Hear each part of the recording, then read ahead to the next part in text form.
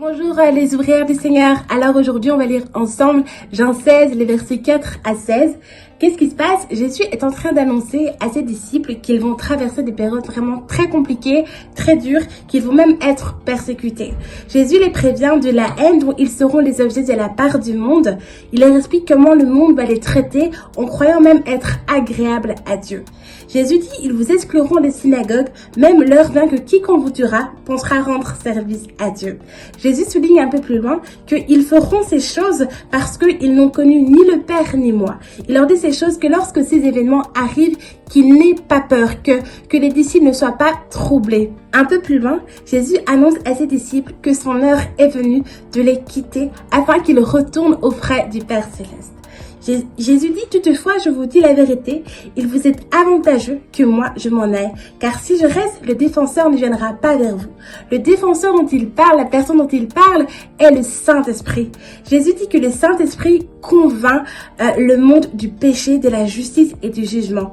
En effet, nous sommes nés péchés en Adam et le seul moyen d'être libérés du péché est de croire en Christ, le Fils de Dieu. Si nous croyons en lui, il devient notre justice et nous sommes justifiés en lui. Si nous ne repentons pas du péché que nous avons hérité et que nous ne croyons pas en Christ, le Fils de Dieu, nous demeurons dans le péché et participerons au jugement destiné à Satan pour l'éternité. Nous voyons dans ce passage que le Saint-Esprit, il agit. Le Saint-Esprit, il agit chez les croyants en les faisant jouir de tout ce qui leur appartient dans leur nouvelle position liée à celle de Christ ressuscité et glorifié. Ils ne sont donc plus du monde. Lorsque nous choisissons de suivre Christ, lorsque nous choisissons de marcher dans ses voies, nous devenons alors co-héritiers du royaume de Dieu. Nous ne sommes plus esclaves du monde, nous ne sommes plus esclaves du péché, mais nous devenons co-héritiers du royaume de Dieu. Les disciples ne peuvent pas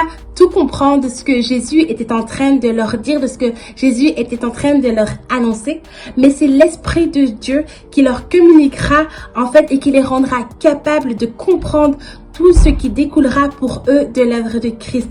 Jésus leur dit, mais quand celui-là, l'Esprit de vérité, sera venu, il vous conduira dans toute la vérité et il ne parlera pas de par lui-même, mais il dira tout ce qu'il aura entendu. Il vous annoncera les choses qui vous vont arriver. Si les disciples, en fait, perdent tout, ils auront une part céleste que le Saint-Esprit leur fera connaître. Il les conduira dans toute la vérité.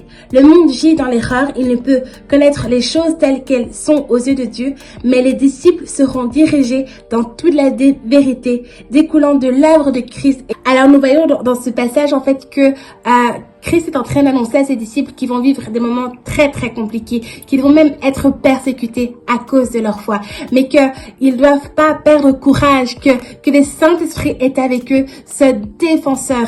Et en fait, cela peut être un exemple pour nous dans notre vie chrétienne, dans notre marche avec Christ, où parfois nous pouvons être nous aussi persécutés, que parfois nous pouvons aussi passer par des moments compliqués à cause de notre foi, mais que peu importe les moments par lesquels nous passons, que nous puissions continuer à demeurer en lui, que nous puissions continuer à marcher pour lui et que le Saint-Esprit est avec nous, que le Saint-Esprit est à nos côtés pour nous défendre, pour nous consoler et pour nous apaiser.